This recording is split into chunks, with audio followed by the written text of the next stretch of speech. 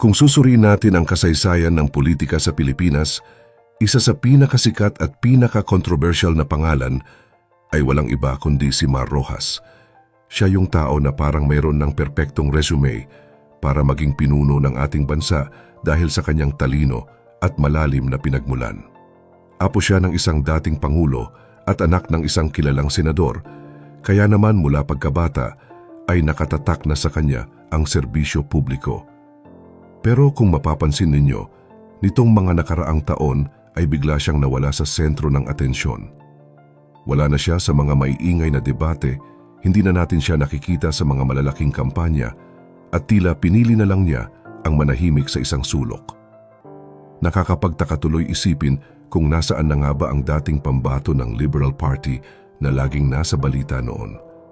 Ano na nga ba ang pinagkakaabalahan niya sa likod ng mga kamera at bakit tila mas masaya siya ngayon na malayo sa mata ng publiko? Pero bago po ang lahat, baka pwedeng pa-like ang video na ito at mangyaring mag-comment sa baba kung taga saang lugar ka para malaman namin saan umaabot ang ating mga video. Dahil napakalaking bagay na ito sa aming content creators. Maraming salamat po. Sariwa pa sa alaala ng marami ang imahe ni Mar Rojas bilang si Mr. Palengke na nakasuot ng asul na polo habang nakikihalubilo sa mga tindera. Noong taong 2004, nakuha niya ang suporta ng bayan at naging number 1 na senador dahil sa kanyang plataporma tungkol sa presyo ng bilihin at ekonomiya. Marami ang bumilib sa kanya dahil sa kanyang pagiging Wharton graduate at pagiging investment banker sa New York bago siya pumasok sa gobyerno. Hindi siya ang tipikal na politiko na gumagamit ng drama dahil mas focus siya sa mga numero, sistema at mga batas.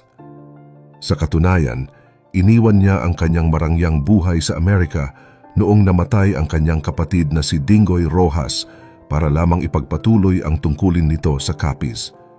Dito natin makikita na ang pagpasok niya sa mundo ng politika ay hindi lamang dahil sa ambisyon, kundi dahil na rin sa bigat ng obligasyon sa kanyang pamilya at sa bayan. Subalit habang tumatagal ang kanyang pananatili sa kapangyarihan, unti-unting lumitaw ang mga hamon na sumubok sa kanyang pasensya at imahe.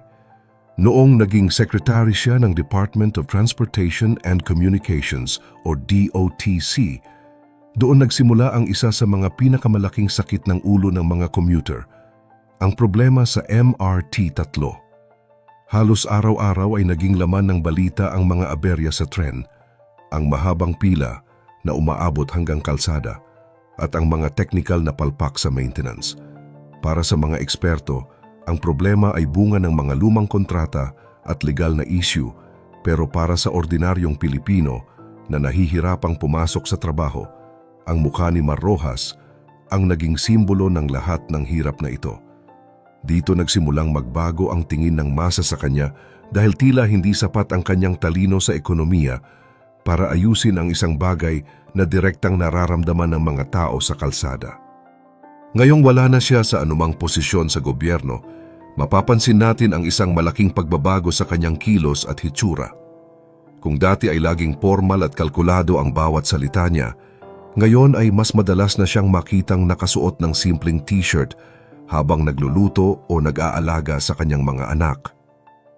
Marami ang nagsasabi na sa unang pagkakataon ay nakikita na natin ang totoong pagkatao ni Mar Rojas na malayo sa pressure ng eleksyon.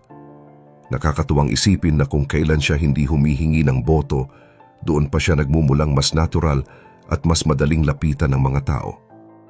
Sa puntong ito, marahil ay itinatanong ninyo kung bakit nga ba ganoon na lamang ang naging tindi ng galit ng publiko sa kanya noon. Alam nyo, sa mundo ng politika sa Pilipinas, hindi sapat na tama ang ginagawa mo sa papel dahil ang mas mahalaga sa mga tao ay ang maramdaman na kasama kanila sa hirap.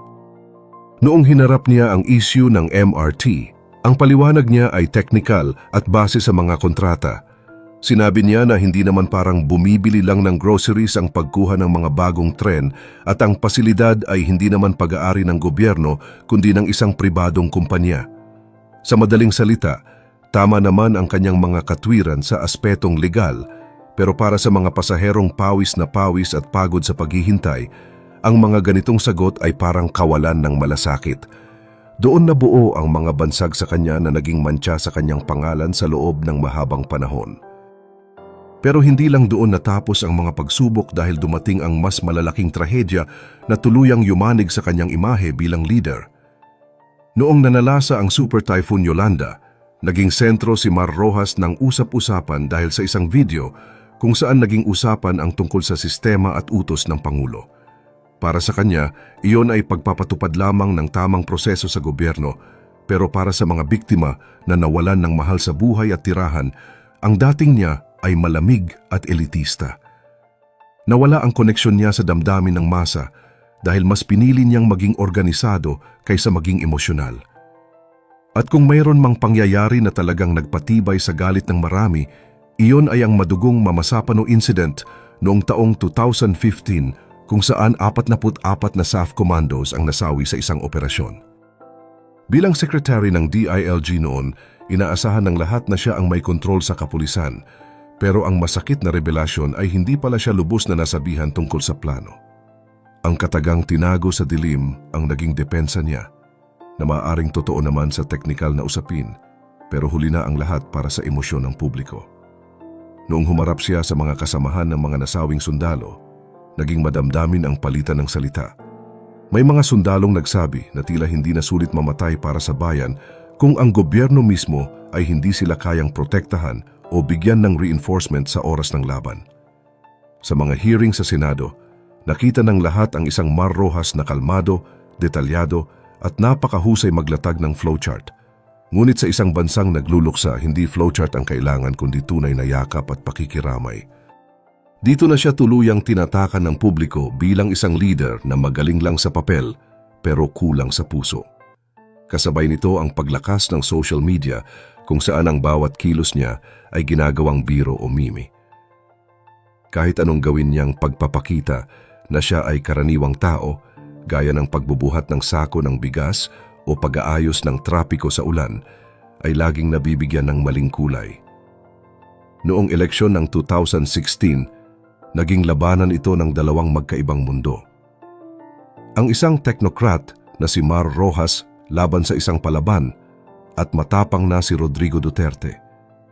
Ito ang laban ng kalmado laban sa galit at ng elite laban sa tunay na damdamin ng mga nasa laylayan. Sa huli, natalo ang lahat ng paliwanag at datos ng mas matinding emosyon ng mga botante. Sa susunod na bahagi, titingnan natin kung ano na nga ba ang eksaktong ginagawa niya sa kanyang tahimik na buhay ngayon pagkatapos ng lahat ng mga bagyong ito. Pagkatapos ng matinding banggaan noong 2016, muling sumubok si Mar Rojas na bumalik sa Senado noong 2019. Pero sa pagkakataong iyon, tila malinaw na ang mensahe ng mga botante dahil muli siyang hindi pinalad na manalo. Dito na natin nakita ang kanyang tuluyang pag-atras sa maingay na mundo ng politika. Walang engranding pamamaalam at walang mahabang drama. Tahimik lang siyang nawala sa paningin ng publiko at doon nagsimula ang ikalawang yugto ng kanyang buhay na hindi inaasahan ng marami. Kung dati ay mga press conference at motorcade ang inaasikaso niya, ngayon ay mas nakatutok na siya sa mga parent-teacher meetings at pag-aayos ng gamit sa eskwelahan ng kanyang mga anak. Ang buong oras niya ngayon ay nakalaan na sa pagpapalaki sa kanyang kambal na sina Pepe at Pilar.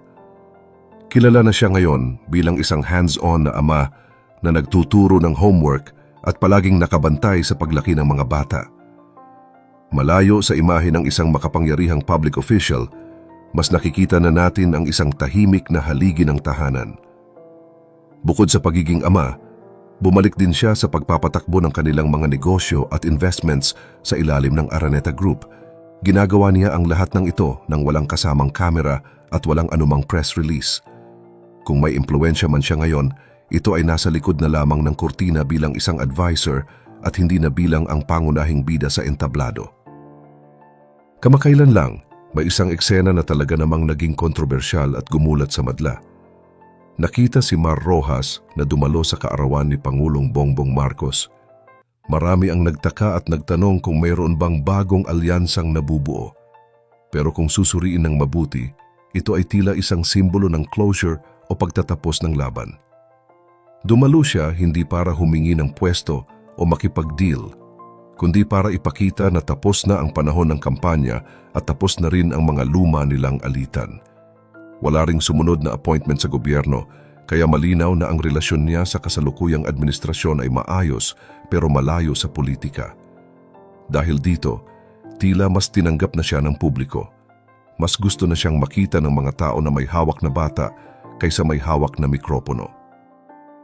Sa huli, ang kwento ni Mar Rojas ay hindi tungkol sa mga posisyong hindi niya nakuha, kundi tungkol sa katahimikan na natagpuan niya nang bitawan niya ang paghahabol sa kapangyarihan. Sa isang bansang sanay sa walang katapusang banggayan, tila mas naging maaliwalas ang kanyang pangalan nang tumigil na siyang humingi ng boto. Sa tingin niyo, tama lang ba na nanatili na lang siyang pribadong mamamayan at ama ngayon? O naniniwala kayo na meron pa siyang puwang sa gobyerno sa mga susunod na taon? Ibahagi niyo ang inyong opinyon sa comment section at huwag kalimutang mag-subscribe para sa iba pang mga kwentong gaya nito.